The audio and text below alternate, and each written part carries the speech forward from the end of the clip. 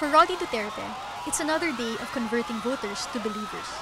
He attends a governance and transparency forum in University of the Philippines, Los Baños. Unlike campaign sorties, not all members of the audience are die-hard Duterte fans. In fact, 18-year-old Steph Pablo is voting for Miriam Defensor Santiago.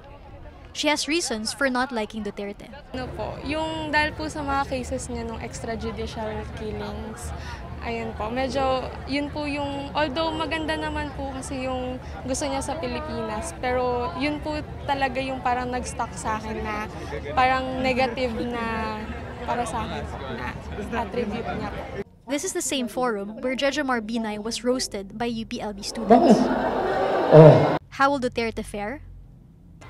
Mas magiging maganda yung pagtanggap ng mga estudyante kay Mayor Duterte kaysa kay Vice President Binay kasi marami talagang galit na estudyante kay Vice President Binay kasi makikita natin ngayon mas marami talagang tao yung pumunta dito nakapila ngayon kumpara nung forum kay VP Binay. For Gian, Duterte's weakest suit is his demeanor. Yung pinaka-negative na kay Duterte ay yung pagiging unpresidential niya. Hindi kasi siya yung common na kandidato na parang kung titignan mo si Duterte, hindi mo siya agad iisipin na bagay maging presidente because of his, way ng pagsasalita. Students mob Duterte as he enters the venue. His speech is studded with curse words and forceful declarations on his platform.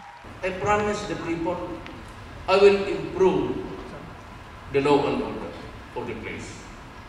And I said, if I find peace in this land, maybe the investors will come in and those Davao people who fled during the lean years of Davao, when it was racked with violence, baka babalik at reinvest dito sa atin.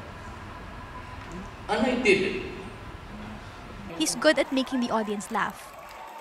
But during the question and answer portion, his responses are long and winding as one student points out. So sana pakisagot lang po ng diretso kasi nagtatanong po kami ng diretso dito para makauwi na po kayo. The lack of time cuts the question and answer portion short to the students' dismay. I would like to appeal in behalf of the students who fall in line na kung pwede naman po mag-accommodate po ng a few more questions since very rare for us students here to have a visitor such as a presidential ball. So are the students convinced? Sa totoo lang hindi. Ngayon hindi. Kasi bakit? Ang daming tinanong ng mga UP student, kaso hindi niya masagot ng direkta. Yun lang naman ang gusto namin. If we ask you a question, answer it directly. Yun lang naman kasi that's how we get to know you That's how we get to know your platform. With the limited days left to the campaign season, Duterte needs to get his point across before time runs out. P. Renada, Rappler, Los Baños.